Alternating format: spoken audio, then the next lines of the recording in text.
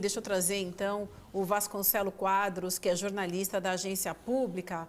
Vasconcelo, seja muito bem-vindo ao ICL. Bom dia para você. Bom dia a todos.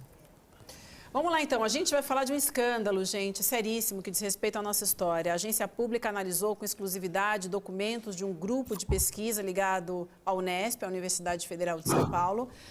E a conclusão é que houve colaboração do jornal Folha de São Paulo com a ditadura e que essa colaboração foi muito mais profunda do que a gente conhece hoje. O Vasconcelo, claro, vai dar mais detalhes, mas eu vou só ampliar um pouco mais aqui para a gente entender do que a gente está falando. Então, o que diz a reportagem é que o Grupo Folha emprestava carros de distribuição de jornais para que agentes da repressão fizessem operações nas ruas sem que fossem identificados. Eu vou ler rapidinho aqui um trecho da reportagem antes de passar para o Vasconcelo contar. E é importante a gente entender também que o que deu base para essa reportagem também, um dos testemunhos mais importantes, foi obtido pela Unifesp, né? Foi uma entrevista dada aos pesquisadores pelo ex-agente de informação do Exército, Marival Chaves do Canto, que atuou no DOI-CODE, só para deixar claro aqui para vocês. E aí ele afirma que esses carros que eram usados como coberturas de pontos de encontro entre militares da esquerda armada, que na maioria das vezes eram presos, torturados e assassinados, era um contato feito dentro da direção do jornal. Essa direção escalava então, gente, vou contar um modus operandi aqui para você, um carro para tal lugar, tal hora, para estar ali naquele lugar. Ali entravam-se em contato com as pessoas, dirigentes da operação, posicionavam o carro no local mais adequado e a partir dali o processo se desenvolvia para que não houvesse testemunha, o motorista era dispensado depois. Vasconcelo, conta pra gente então sobre a apuração desses documentos, o que se soube, porque como diz a matéria, o envolvimento é muito maior do que se conhecia até hoje, né? Pois é, a diferença é exatamente essa. A gente sempre soube que tinha essa questão aí dos carros, etc., mas o que não se sabia, e isso daí, digamos assim, que é um mérito da pesquisa, foi amarrar esses fios. Então, essa questão que veio à tona aí pela pesquisa mostra foi uma coisa sistemática, não foi um uso pontual, foi sistemático e era uma coisa mais profunda. Não é ceder os carros, é os carros que os caras usavam para prender, para torturar, para matar. E aí a gente vê aí pelo levantamento da Unifesp que tem casos concretos ali em que essas coisas assim, essas tragédias, digamos assim, aconteceram, né? Eu acho que o próprio Marival, ele no depoimento que ele prestou aos pesquisadores, ele diz com bastante clareza que os carros eram utilizados para essas operações de rua para, entre aspas, cobrir pontos entre os próprios guerrilheiros e das operações não escapava ninguém. Raramente tinha um caso em que alguém escapava com vida e ele cita o caso aí do Bicalho Lana, etc., que depois viria a ser morto em outra ocasião, né?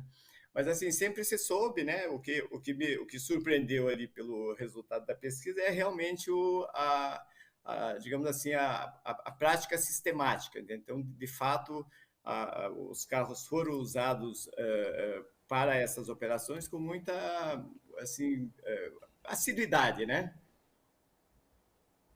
Chico. Exato. Vasco é meu ex-colega de plantões na porta de Polícia Federal e tal. Trabalhamos muito juntos nos mesmos tempos de reportagem. Eu na Folha, ele no JB, no Jornal do Brasil à época.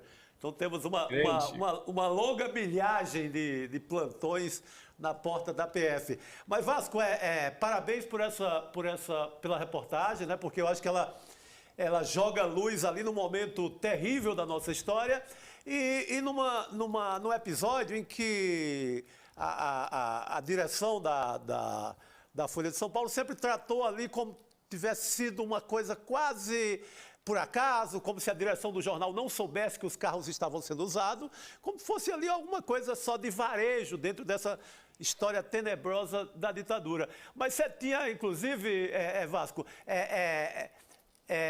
na própria redação da Folha da Tarde, que era um dos jornais do Grupo Folha, você tinha policiais, né, lá dentro, você tinha uma participação muito efetiva, uma ligação muito direta entre DOI-CODE e redação. Eu gostaria que você falasse um pouco mais sobre isso. Sim, sim, eu acho que não foi, pelo que mostra a pesquisa aí, Chico, não foi uma coisa assim específica da Folha da Tarde. Na verdade, todos os veículos do grupo Folha Sim, estavam aliados aí a essa linha editorial que estava, digamos assim, envolvida com a ditadura, né? Não sim. havia dúvidas, não havia dúvida sobre isso. A Folha da Tarde ela foi a coisa que ficou mais explícita e o grupo tentou, num certo momento, se livrar desse tipo de coisa, mas não tem como fazer o desligamento. Você sabe que houve o projeto Folha, aquela coisa, foi uma coisa estratégica para se livrar do estigma, etc. Mas assim, a própria pesquisa frisa que não há como desvincular a direção da empresa desse tipo de prática. Esse agente do regime, que é ex-agente, que é o Marival, ele fala que naquela época, por exemplo, era começo do período mais duro da repressão, então os militares não tinham dinheiro, eles tinham que buscar em algum lugar.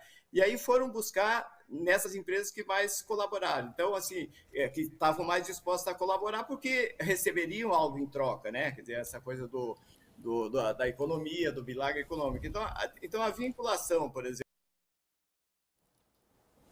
Puxa vida, Opa. travou o Vasconcelos, mas vamos seguir tocando por aqui então, Williams. Acho que voltou, voltou. Voltou. Oi, me Voltou. ouve? Agora Sim, sim. estamos te Sim, ouvindo. Cris. Pode continuar, por gentileza. Então, seguindo aí, então, a pesquisa diz que não há como a direção do jornal não saber daquilo, né? O próprio depoimento do Marival deixa isso muito claro, que era um contato frequente, direto, assim, tinha policiais, muitos policiais dentro do Notícias Populares, da Folha da Tarde e da própria Folha. A agência Folhas, na época, que era a agência Folhas com S, etc., era dirigido por um delegado da Polícia Civil, né? E aí essa relação, digamos assim, meia promíscua entre uma coisa e outra se confundiu. Eu listei, por exemplo, pela própria pesquisa, 11 policiais que nesse período estiveram dentro do grupo, né? Então é muito difícil dissociar. Eu acho que assim a surpresa da pesquisa é o nível de envolvimento da Folha e da antiga direção, né? É claro que depois a Folha se reformulou, aquela coisa toda que a gente sabe, mas nesse período mais brabo aí, que foi de 69 a 73, etc., 74, a Folha realmente esteve bem mais além do que a gente, como jornalista, sabia, né?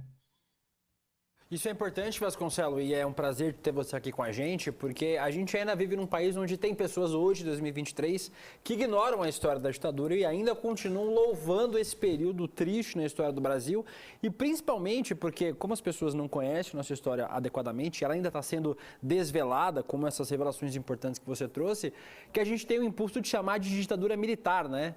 Quando, na verdade, a gente deve chamar de ditadura civil-militar, porque sem a participação desses atores todos que a gente teve, não só os militares, mas civis, e principalmente, como essas revelações que você trouxe, da imprensa brasileira, a ditadura não teria prosperado por tanto tempo, né, Vasconcelos? Não, com certeza. Eu acho que aí houve um projeto. A questão assim, é que essas mesmas empresas, elas o que chama atenção é o envolvimento delas com a repressão propriamente dita, com os órgãos repressivos. Mas essas pessoas participaram da conspiração, é o caso da Folha, da conspiração, da manutenção. E aí, quando veio o AI-5 em 68, alguns continuaram apoiando ostensivamente. Não foi só a Folha, tem, obviamente, muitas outras empresas, tem o Grupo Ultra, que não entra na pesquisa e foi muito, muito profundo também. Né? Mas, assim, eu acho assim, que essa história ela é muito, muito mal contada e ela vai continuar por essa razão, porque o Supremo, por exemplo, sentou em cima disso daí e acha que está pacificado com essa coisa de anistia. Mas se tivesse resolvido, etc., a gente não teria visto o que aconteceu no 8 de janeiro, né? Isso daí é Perfeito. resquício de não se explicar direito a história, de não se contar, as pessoas não sabem o que houve realmente, quer dizer, poucas pessoas sabem, né? Mas eu acho que isso daí fica aí como lição de que não adianta jogar para baixo do tapete. Essa história tem que vir à tona. As empresas que se envolveram, essa ditadura civil, militar e empresarial, elas teriam que vir à tona e fazer o meia-culpa, ou fazer a autocrítica para o país seguir em frente, não é? Não, no mínimo uma autocrítica, né, bem feita e, olha, estávamos envolvidos. E o grave nessa questão da Folha, como o Vasco fala, é que ela não é digamos, eu apoiei nas minhas manchetes, eu apoiei de forma editorial. É o braço armado, né? Você está lá na hora da repressão, na hora que aconteceram as mortes, na hora que pessoas desapareceram. Tem mãe que até hoje não sabe o destino dessas pessoas. Então, inclusive jornalistas, né? Sim. Muitos jornalistas. Então, o pior dessa história, o mais tenebroso dessa história é isso. Um veículo que depois vem fazer uma reformulação, nos anos 80 e 84, passa a ser o veículo de comunicação mais importante na campanha das diretas já, ou seja, já com uma face totalmente democrática, é bom que se diga isso. Portanto, não custaria nada uma autocrítica, né, bem resolvida de toda essa história, e daí a importância dessa matéria da agência pública. Chico, só para frisar o que você está falando aí, eu acho que é tão interessante que, por exemplo, nesse período em que a Folha apoiou ostensivamente os órgãos de repressão, aí veio logo em seguida, 73, etc., o tal de milagre econômico, né? E a Folha, as informações da Unifesp mostram que ela melhorou muito a sua questão, ela teve um desempenho econômico muito grande nesse período. Então, o período do milagre econômico, etc., da ditadura, foi o período que a Folha mais cresceu. Ela saltou de uma posição ali, ela entre 74 e 77, ela triplicou o seu patrimônio, o seu faturamento, os seus lucros, etc., muito em função, segundo a pesquisa, do apoio que ela deu ao regime, né?